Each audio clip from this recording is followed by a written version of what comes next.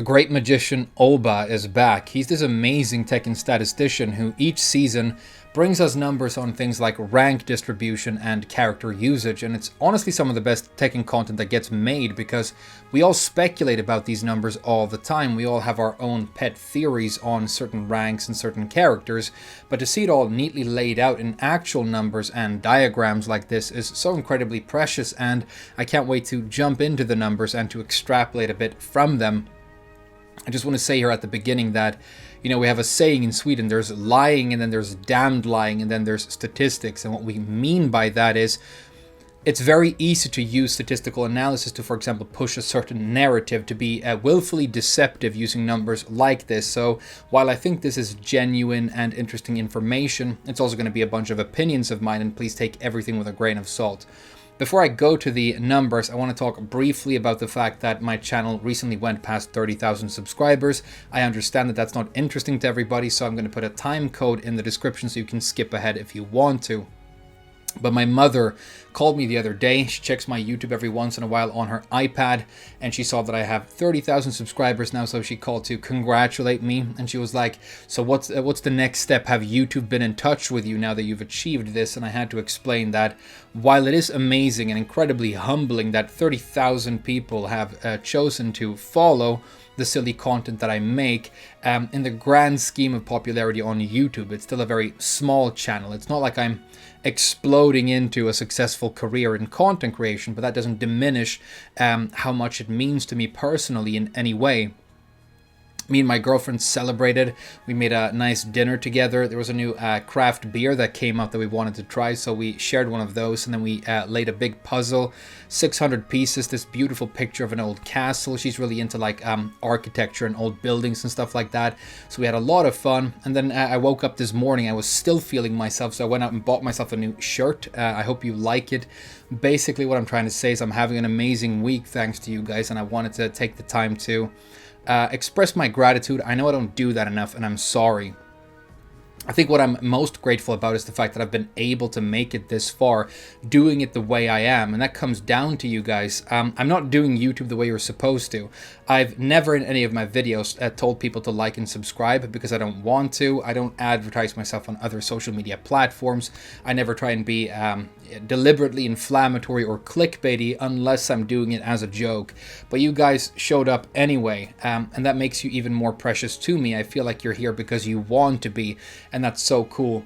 YouTube gives you really good demographics on your viewership, and it turns out that almost all of my viewers are between 25 and 35 years old.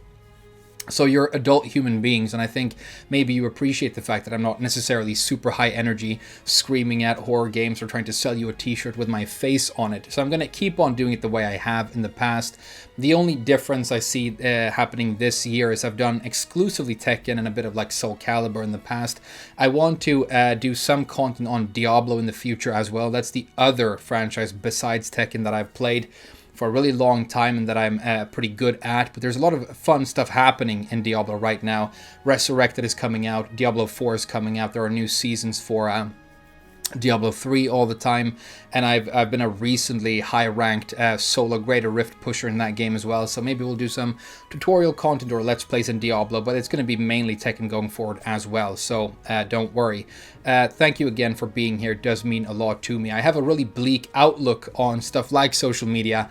People said in the comments recently that I have a kind of glass half empty approach to Tekken and to life in general, and I think that's true, but you've sort of proven to me that this can be a lot of fun and really special, so you're kind of a light in my life, and you've changed my outlook on people in the future for the better, honestly, and you know, that's really huge for me, so thank you again. But let's move on and look at some of these numbers. The first thing I want to look at is character usage. I know it's kind of small, hopefully you can make it out. I think the interesting thing to look at here is just the column to the left, which is the current popularity of all of these characters. If you look at the top left, you see Paul, and he's the current #1 played character in this game. Gonryu being the least played at number 50. So it's really interesting here. Well, if we start at the top, Paul and Kazuya have historically been the two most popular characters in this entire game, and it hasn't changed. I personally feel that Kazuya is very common, but more common the higher up you go. Paul seems to have an even and high distribution across all ranks, but he seems to be slightly more common in lower ranks. I don't see that many really good Pauls at a very high level. And it's interesting because both of these characters have some difficult execution at a high level. Paul is thought of as being very unga bunga and basic, but when you get to a level where you need to Korean backdash, despite the fact that you're working with a backsway character, I honestly think that there's some work involved with playing Paul. But yeah, they're both mascots of the franchise. They're very famous. People remember them from the old days, and they're very beloved. And they've had this high usage for all of Tekken 7 so far. They're probably going to stay at the top forever. Number 3 is Brian. I think here in Asia, and especially at higher ranks, he's probably number 1 or number 2. I make a lot of jokes about Brian. It's a running joke on my channel that I have a big hate boner for Brian. I'm not going to stop making fun of him. I don't like this design at all. But he's a very beloved character, and he's very, very common. I run into him all the time. A joke we used to have in my circle of friends was, it's not get ready for the next battle, it's get ready for the next Brian, because you sometimes play a long session like for hours, and 50% of all the opponents you play against are Brian users. People love this design. It's very famous. It's played by some very iconic and famous people as well. So, and not that surprising. Then it gets really interesting. Number 4 and 5 are Fahkumram and Leroy. So not mascots of the franchise, but very recent DLC characters. And they're both in the top 10. And it's going to get, this plot thickens when we move along and look at rank distribution a little bit later. I think with these characters, and this is obviously speculation, but I think the fact that they're this popular has a lot to do with how strong they are competitively.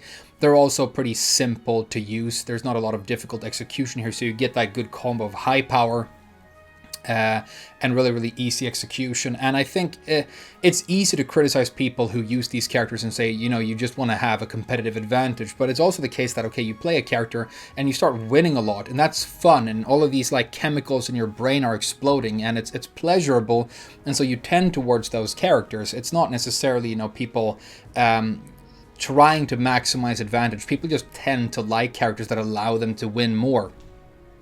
But yeah, these characters are kind of fraudulent, and we've known that for years now.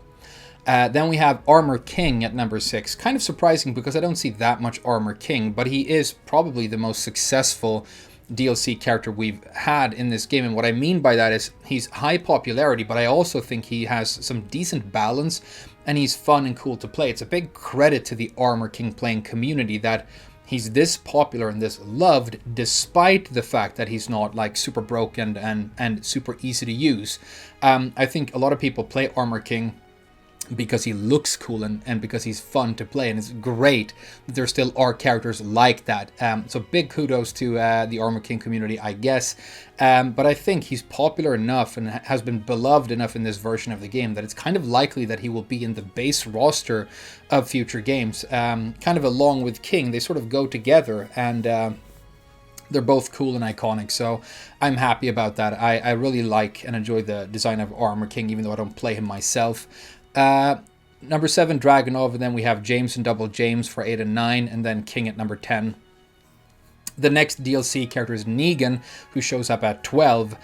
This is my personal favorite guest character and one of my favorite move lists of any DLC character. I think they did a great job with Negan. I mean, not necessarily his face, but the move list I think is amazing. I think it's fun. I think it's extremely well done.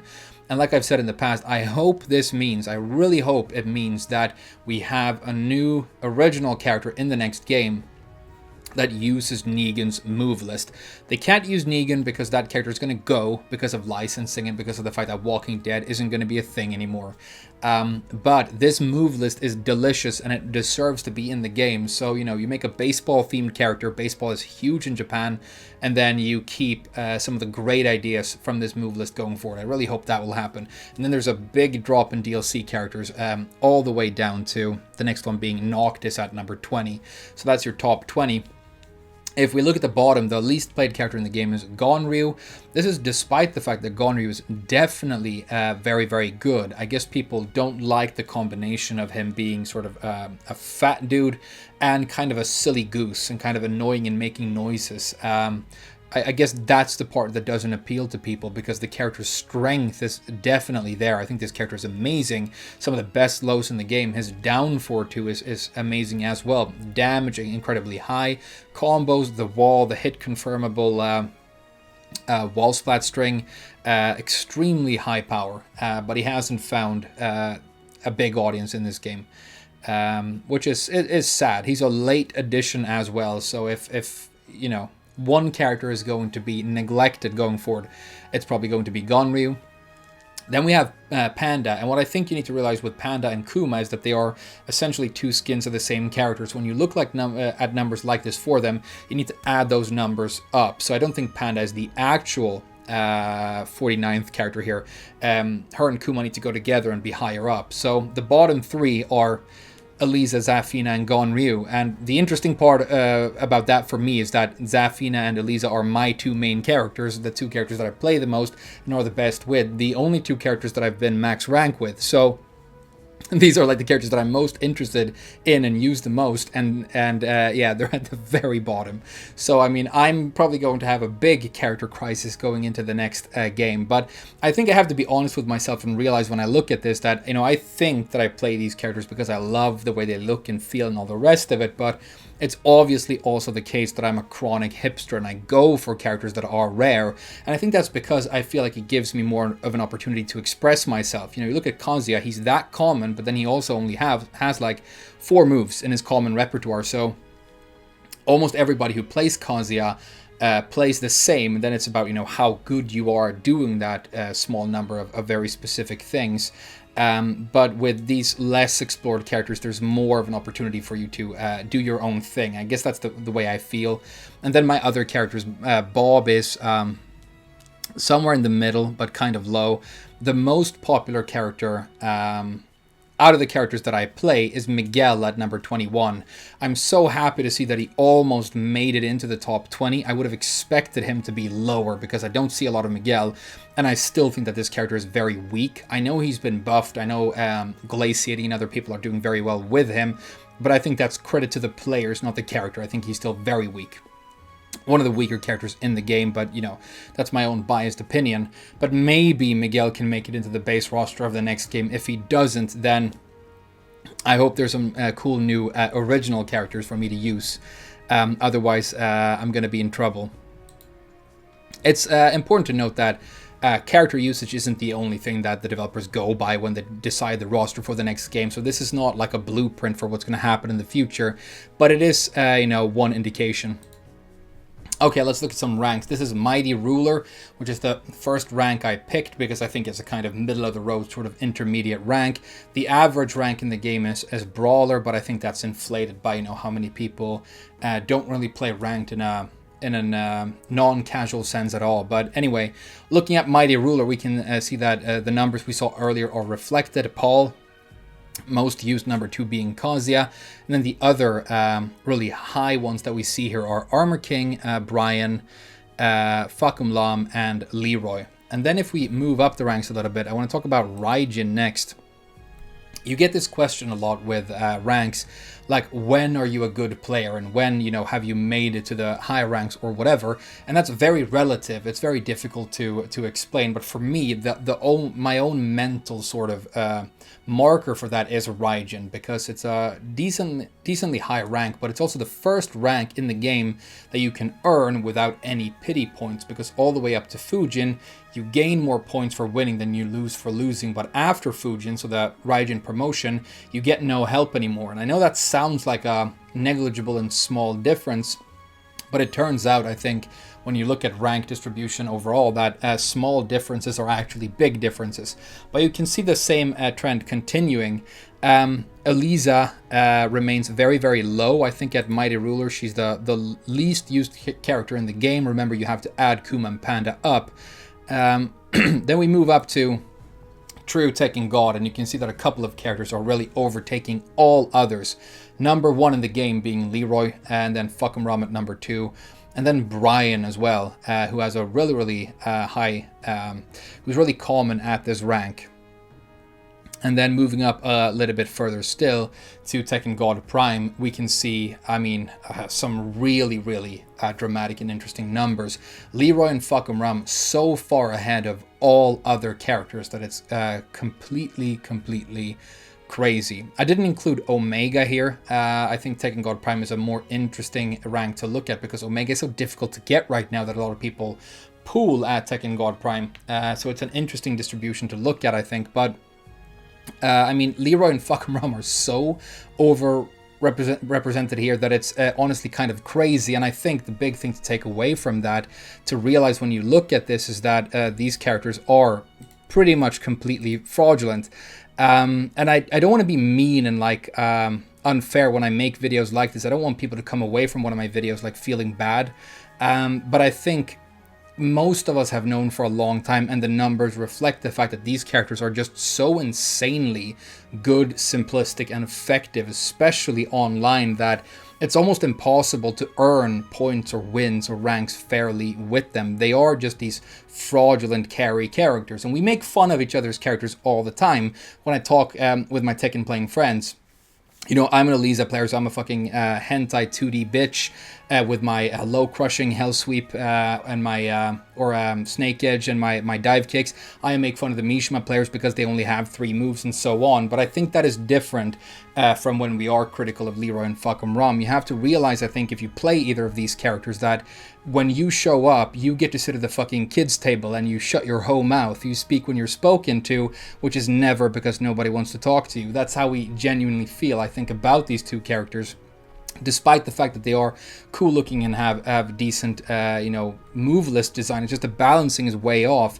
What they needed to do with Fahkumram a long time ago is bite the bullet and just decrease the size of the character overall so that you can modify his range without creating hurtbox issues. That was the problem with him. They try to make him smaller, but that messed up his hurtbox. They don't want to make him smaller now because it's going to mess up all kinds of things, but it's the only way of taking away that overpowered range that he has.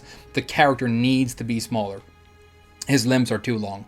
And with Leroy, I mean, I've said it for years, but his lows are too good. I think down 3-2 should be non-natural on normal hit, only natural on counter hit.